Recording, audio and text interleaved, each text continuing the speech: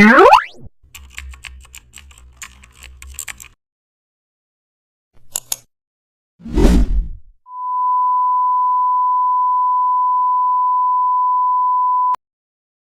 back to the channel. Don't forget to like, share and subscribe for more updates.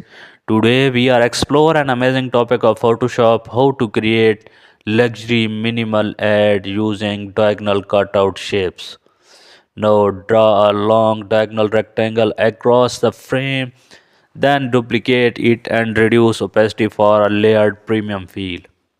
Add gold gradient stroke to enhance the luxury tone. Place your brand name inside a thin rectangular custom frame. Use a serif font for professional elegance.